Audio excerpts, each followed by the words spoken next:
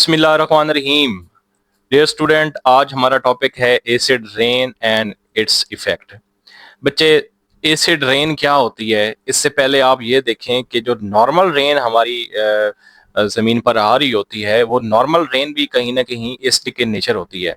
इसका क्या मतलब है कि नॉर्मल रेन की जो पीएच है वो लेस देन 7 होती है, 7 नहीं होती। चूंकि न्यूट्रल चीज की जो पीएच है वो 7 होती है। जो एसिडिक चीज है उसकी पीएच क्या होती है? एसिडिक सब्सटेंस की पीएच लेस देन 7 होती है, और जो बेसिक सब्सटेंस होती है उसकी पीएच ग्रेटर देन 7 होती है।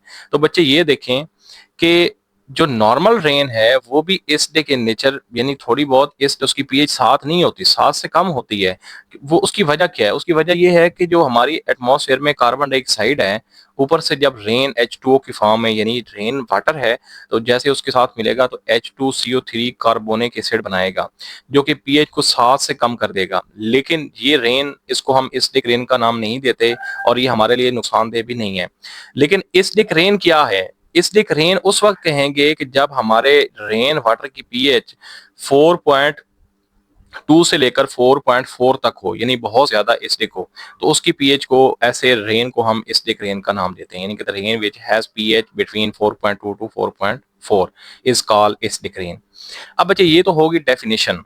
अब इसकी वजह क्या है? बच्चे, इसकी वजह ये है कि हम जमीन से ना कुछ, जो हमारे पास फॉसिल्स फ्यूल हैं, यानी कि पेट्रोल, डीजल वगैरह इस तरह के जो फ्यूल हैं, इनको जब हम जलाते हैं बच्चे, तो होता ये है कि ये जैसे ही हम इसकी बर्निंग करेंगे ना, हम इसको जलाएंगे, तो इसके जलने से क्या होगा?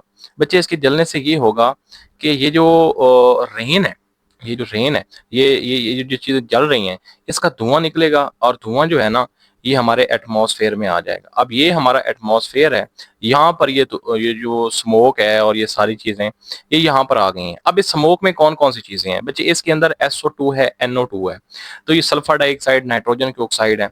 तो जैसे ही बच्चे ये एटमॉस्फेयर में यहाँ पर ये अकोमोडेट हो जाते हैं, यहाँ पर ये जनाब आ जाते हैं।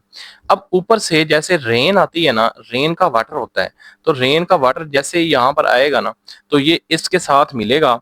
किसके साथ मिलेगा? ये देखें, वाटर के साथ मिलेगा, वाटर के साथ SO3 मिलेगा, तो उससे क्या होगा? H2SO4 बन जाएगा। यानी H2 इधर से लेना है, S इधर से आ जाएगा, O3 है तो ऑक्सीजन मिलके H2SO4। यानी पहले सल्फर डाइऑक्साइड हवा में मौजूद, एयर में मौजूद ऑक्सीजन से मिलेगी, और सल्फर डाइऑक्साइड में कन्वर्ट हो जाएगी, और फिर सल्फ्यूरिक एसिड।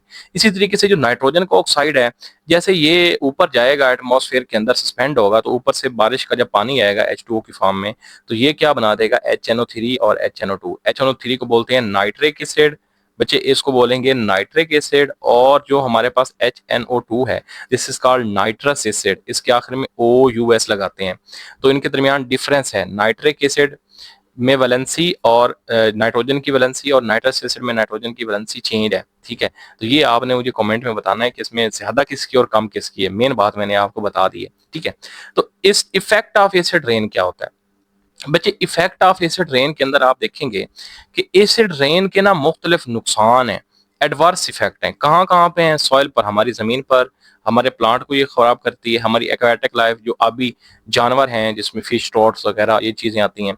इसके अलावा ह्यूमन मेड स्ट्रक्चर, यानी बिल्डिंग्स वगैरह जो हैं, इनको नुकसान पहुंचाती है।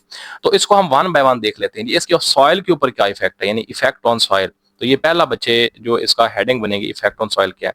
तो बच्चे, इसका इफेक्ट ये है कि जैसे ही एसिड रेन आता है ना, तो ये हमारे जमीन के अंदर जो न्यूट्रिएंट्स है ना, उनको वहां से लेके चला जाता है, उनको वॉश कर देता है। और उनको वॉश करके किधर लेके जाता है? ये रिवर्स वगैरह के अंदर लेके जाता है। अब ये जो न्यूट्रिएंट्स होते हैं, जैसा कि इसमें न्यूट्रिएंट्स में क्या आ सकता है जी? NPK आ सकता है, इसके अलावा कैल्शियम वगैरह आ सकता है। ये सारे न्यूट्रिएंट्स हैं, ये हमारे प्लांट की ग्रोथ के लिए बहुत ज्यादा जरूरी होते हैं। अब जब ये न्यूट्रिएंट्स वॉश आउट हो जाएंगे, तो देखिए हमारे प्लांट की ग्रोथ भी डिस्टर्ब हो जाएगी। ठीक है, तो इससे क्या होगा? ये वेजिटेशन और प्लांट्स वगैरह को डैमेज करेगा। ये पहला है कि सॉइल के ऊपर और प्लांट के। दूसरी हेडिंग आप लगा सकते हैं जी, प्लांट्स के ऊपर क्या इफेक्ट है। बच्चे, तीसरी हेडिंग आप लगा सकते हैं जी, एक्वाटिक एनिमल्स। जो एक्वाटिक हमारे पास एनिमल्स हैं, जिसमें आपको मैंने बता दिया फिश वगैरह, तो जाहिर है कि ये जो एसिड रेन है, ये सारे न्यूट्रिएंट्स को और इस तरह की चीजों को बहा के किधर ले जाएगी?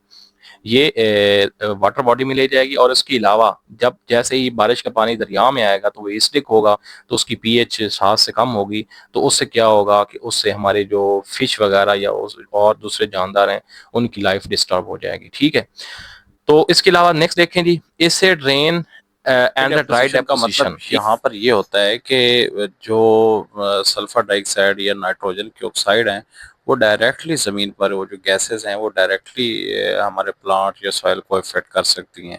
यानी वो एसिडिक रेन के साथ अगर ना मिले, यानी वाटर के साथ वो नहीं मिलती, बल्कि ड्राई फॉर्म के अंदर ही वो बिल्डिंग वगैरह या सॉइल या प्लांट या उनको इफेक्ट कर सकते हैं, तो उसको ड्राई डेपोजिशन बोलते हैं। ठीक है, लेकिन अगर वो वाटर के साथ मिल जाएं तो उस वक्त हम उसको वेट डेपोजिशन डैमेज करता है, स्टैचू को डैमेज करता है। इसके अलावा जो हमारे ऑटोमोबाइल्स और अदर स्ट्रक्चर्स हैं स्टोन वगैरह के बने हुए, खास तौर पर आपने ये नाम सुना होगा, इंडिया के अंदर ताजमहल है, ठीक है, ताजमहल मुमताज़ बेगम ने बनाया था, मुमताज़ बेगम के लिए शाहजहां ने बनाया था।